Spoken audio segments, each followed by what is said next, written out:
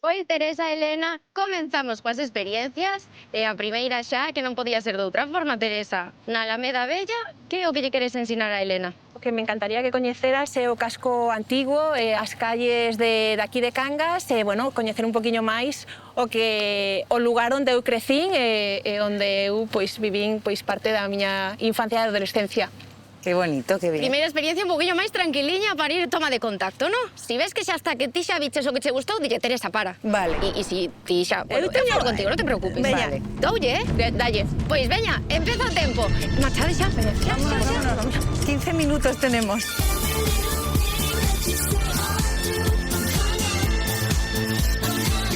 Eu penso que hoxe Teresa e Elena van facer moi boas migas. Hola, hola. ¿Qué tal? ¿Cómo estás? Encantada. Cangas é unha vila mariñeira que creceu, viviu e sigue vivindo ese día ao carón do mar, é moi vinculada ao mar. E agora mesmo estamos diante do reloxo, que é como lle chamamos, aínda que realmente non é un reloxo, que é todo un símbolo para a xente da vila de Cangas, como que ben dixeche, é un punto de encontro, cando quedamos cos amigos, este é o lugar concreto para atoparnos. E ten unha historia moi curiosa. Ajá. Foi mandado facer polo capitán do Porto de Cangas en 1907. Naquel momento, sair ao mar era moi perigoso, entonces falou con todos os mariñeiros e convenceunos para entre todos poñer un pouco de cartos e comprar diferentes aparatos meteorolóxicos, un barómetro, un termómetro, e así poder consultar o tempo antes de sair. Entonces realmente non é un reloxo, é unha estación meteorolóxica. Pois estou enterándome agora. Para mí sempre foi un reloxo. Gustoume moitísimo pois poder outra vez estar no reloxo, porque era un punto, sí que é verdade, que me trasladou pois a miña adolescencia, o lugar onde quedaba coas miñas amigas. ¿Tú de pequeña siempre has estado muy vinculada al mar? ¿Tú salías a Siempre, navegar sí, con tus sí, sí. padres o con amigos? Meu pai tiña unha lanchiña, sempre íbamos nunha lancha, aparte, pois eso, facer piragüismo. O meu gran sempre era ir á praia coas amigas. Comprar a O lo plan. mejor una bolsa de pipas y no sé Eso, qué, sí, y irte a la sí. playa. Para min esta experiencia tamén supuso pois recordar e voltar atrás as miñas vivencias. Pois agora que estades falando do pasado, un pouco, dos tempos pasados, Cangas cambiou moitísimo. Agora estamos ao lado do porto, onde está a estación marítima, o porto deportivo e despois máis alá o porto pesqueiro, pero o porto naceu aquí, onde estamos agora, e o mar chegaba ata a beira das casas, justo ata onde están as casas. Queredes ver unha foto de como Sí. era antiguamente? Guau. Esta esquina de aquí, que vedes, sería esta. ¿La torre no está allá o es que no se ve desde aquí? Sí, coas Esta árboles non igrexa, se ve, sí, ¿no? pero o campanario Sí, está... O campanario está aquí. Esto que é o mercado?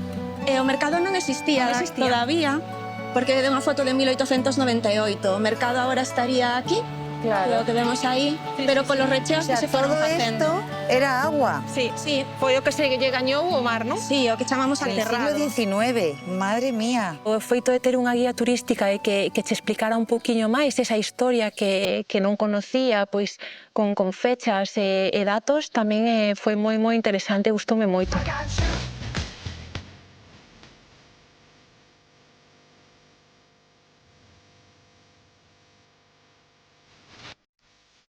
En unha casiña branca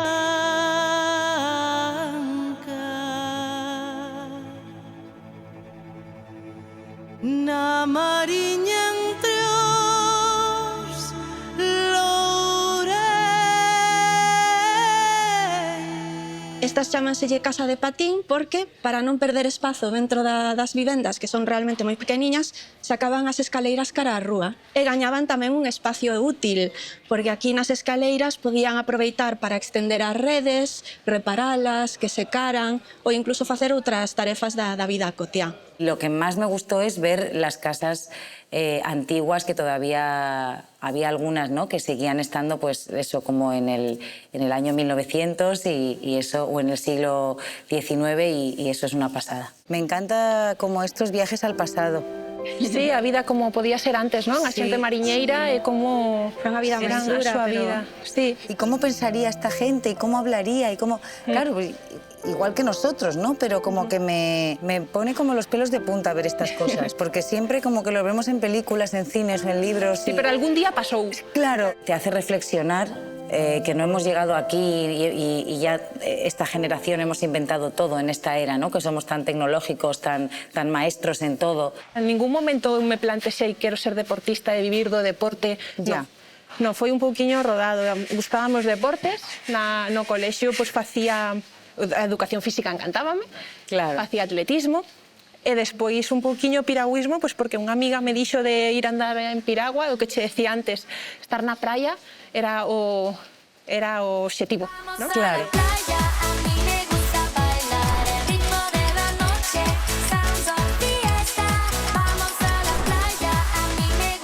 O curioso deste barrio, estamos no Outeiro, na zona alta, é que claro, como a xente se adicaba ao mar, querían vivir o máis próximo posible á auga. Entón, o que facían era construir tradicionalmente as casas en riba dos penedos. Por eso podedes ver todas as rochas. Ajá. Na rocha, aproveitaban todo perfectamente. Sí, estaba interesada, penso que sí que lle gustou. Hacer turismo, por ejemplo, a mí es una de las cosas que más me gusta. Mi madre me llevó pues con 11 años también a París, a Roma y luego se lo agradecí porque, claro, gracias a ella desde muy pequeña empecé como a tener esas ganas de viajar, de conocer y a mí me encanta, vamos, y esta oportunidad de poder venir aquí y conocer Cangas, ya me puedo ir diciendo, conozco Cangas. Que este programa te dé la oportunidad de ir a un sitio nuevo y poder hacer un poco de turismo, aunque sea un poco, pues sí que me gustó mucho. O sea, que tu abuela hacía redes. Sí, miña avoa pois era o seu traballo, reparar as redes dos mariñeiros que viñan e que ao final na súa faena pois, se estropeaban, se rompían. Supoño que tamén terás Sí, recordos. bueno, mi abuela no hacía redes, pero bueno, hacía otras cosas. O recordo da miña avoa, unha persoa absolutamente anónima, pero claro, ela comparando, claro, a miña avoa, claro, a súa avoa ao final era a avoa de toda a nena de España. Ai, a gran Lola Flores, que nos dera poder escoitala unha vez máis.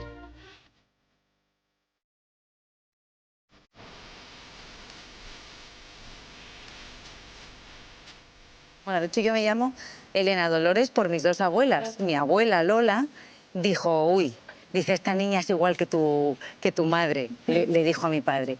Y dice, se tiene que llamar Elena. Y entonces creo que fue mi padre el que dijo, bueno, pues que se llame Elena Dolores. A veces te conocen más por venir de una familia conocida, popular, pero otras veces te exigen más, te comparan más. Non é a iglesia original, antes había unha máis pequeniña, pero a medida que Cangas foi crecendo, sobre todo gracias aos traballos do porto do mar, os mariñeiros foron facendo cartos, pois acabaron construindo este templo tan grande. Un templo que incluso o Papa lle deu a categoría de colegiata. Se a primeira división son as catedrais, a segunda división serían as colegiatas. Entonces, aí un pouco remarcar a importancia que chegou a ter a vila.